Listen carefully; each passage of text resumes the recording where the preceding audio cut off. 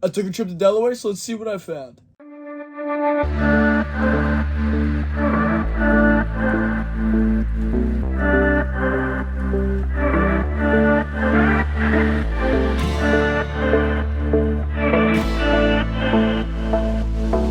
Alright, if you're not already, don't forget to follow me here on Facebook and Instagram for more daily content. I drop stuff every single day across all 3 platforms. I got multiple videos coming up a day on the Shorts page on YouTube. I've got posts coming throughout the week on YouTube and Facebook and Instagram.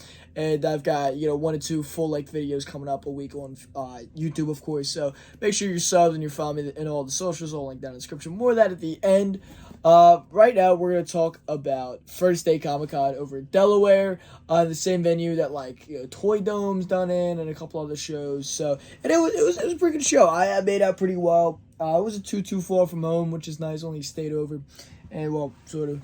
And, I found some good stuff. It was definitely worth the travel. Before I even jump into the first day of the haul, let's talk about what I picked up off my buddy AB Comics. We met up at the con, and always got to shout my boy out. And I picked up a couple of things on his latest claim sale. Make sure you follow him on Instagram. He does claim sales all the time, and he's got great stuff for great deals, way under market value, and stuff that dealers going on there buying his stuff and reselling them. So if you want a good deal for your personal collection, make sure you hop on over to AB Comics. But I picked up a First Eternity Straight Show 138 off of him.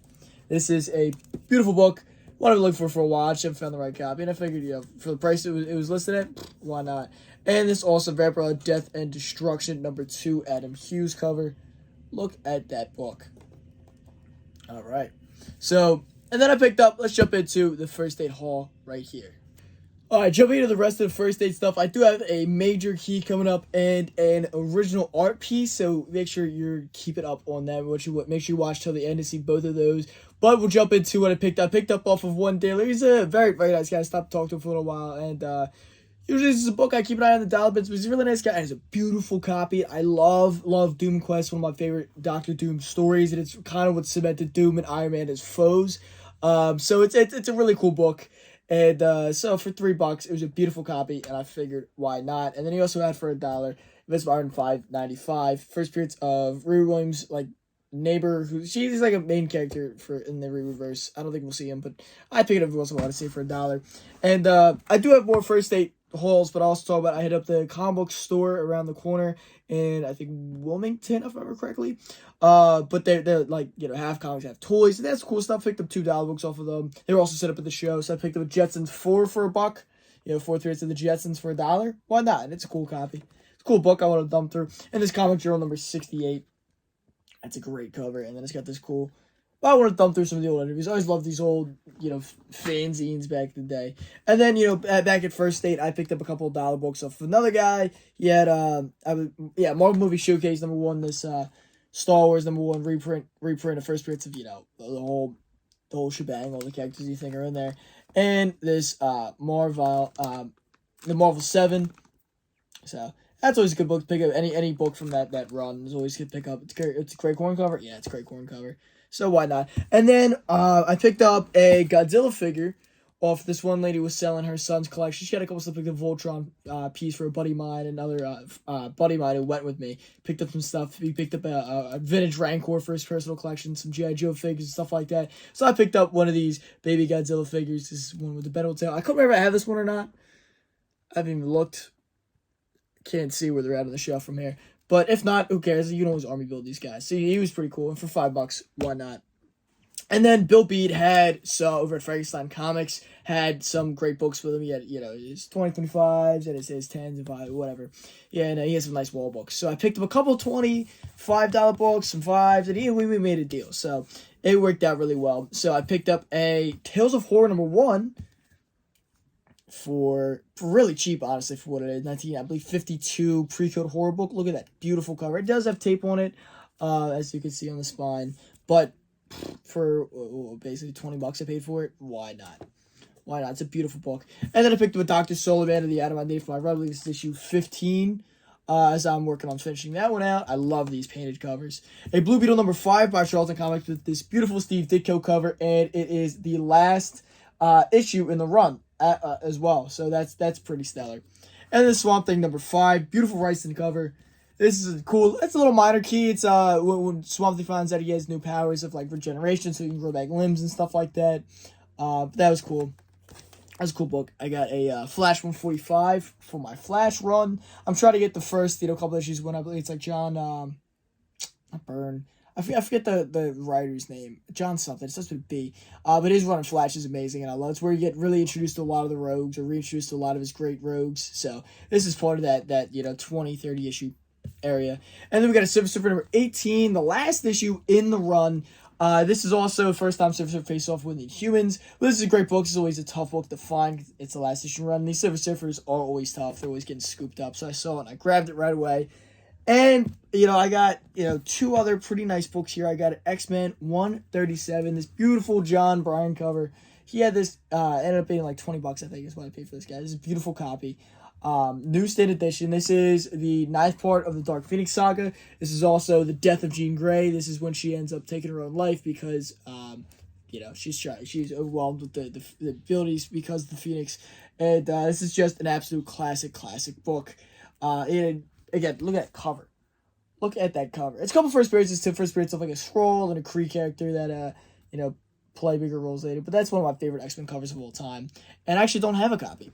And then before I get into the last big book, I will talk about, I picked up off of Greg LaRock a original Hatchet cover he did for American Mythology. See if I can move these guys. Get that kind of in there watching the glare. But this is the original cover he did. And he ended up selling it to me for half off, which is very nice of him. So this was a good pickup. Definitely, I got it framed as soon as I got home. I had this frame I picked up from Columbus a couple weeks ago, and so not too shabby, not too shabby at all. So that's an awesome piece. That's pretty cool. That'll find its spot on the wall pretty soon. And yeah, that's just cool. I love Hatchet. It's a pretty cool series. And then I also got these for free. Just going off some of the new McFarlane comic pack little minifigures. What is he calling them? Includes English comic book. Page punchers, that's what it is. So I got the Blue Beetle one. I've got the Flashpoint Aquaman one. That was pretty cool. We've got the Batman Beyond. Was it New Year? Yeah, New Year. Little Batman Beyond figure in there. And I've got the Forever Evil with Lex Luthor. So that's pretty cool. I haven't actually seen these ones in person yet, so that was very, very cool. And then, also shout out to Seamus Comics who I ran into there. It's always cool to run into people putting faces, names, stuff like that. I wanted to mention that before I got in the last book here. This is an absolute classic EC Comics issue. This was one of the issues they did after the code was invented, but that obviously EC didn't put the code in their books right away, or I don't think they actually ever did. And this is one of the most impactful comics of all time. This is one that I've heard basically called the Citizen Kane of comic books, and that is Impact #1, with this beautiful Jack Davis cover. I mean, look at that illustration. That is amazing. Now you're probably wondering, Connor, why is Impact #1 one of the most impactful comics of comic book history? Well, I'll tell you. This was one of the first stories done after, of course, World War II in relation to the Holocaust. So this is a extremely impactful book, no pun intended. And on top of the Jack Davis cover, you've got a William Gaines story co-written by William Gaines and also by Al Feldston, I believe is how you pronounce his last name.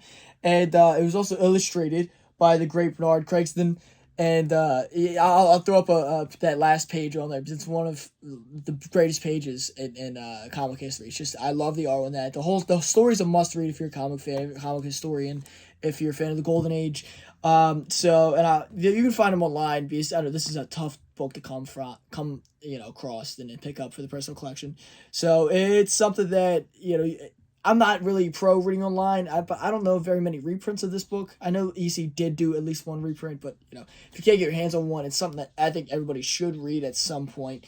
And again, it's one of the most impactful comics in history, and it is that beautiful, beautiful cover again by Jack Davis, and the Craig Steen interior art is amazing. The writing is on point. There's other stories in it too that are pretty good, but the Master Race story, which is what it's called, Master Race, is the reason why this book is so awesome, and of course, it's also the cover there. So overall, made out pretty well with First Date. We did pretty good. I picked up some pretty cool stuff. I should be dropping a spec talk either this week. It's either coming out before this video or after this video. So if you aren't already, make sure you keep an eye out for that. I post stuff on YouTube all the time. And I think my next haul is probably gonna be Chud if I make my way up there. But we'll see. So keep an eye out for that. And if you aren't already, follow me here on Facebook and Instagram for more daily content. I'm dropping stuff here multiple times a day with the shorts. I've been doing College Comics News on the shorts recently, where I talk about new announcements and leaks and stuff like that, and rumors. And I've covered a lot of Deadpool 3 recently, because just a lot of Deadpool 3 stuff to talk about. The Loki leaks. There's a lot of Marvel leaks recently. But, I post stuff on there all the time. I got Facebook and Instagram where I post, throughout the week, all kinds of different stuff. I got Tales from the Hunt where I talk about, actual hunt for the books, what I ran into, what I didn't pick up, stories, talking to guys, stuff like that. So make sure you keep an eye out for those posts.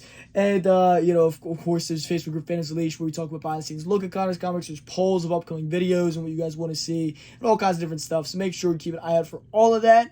And that'll all be linked down in the description. And until next time, peace.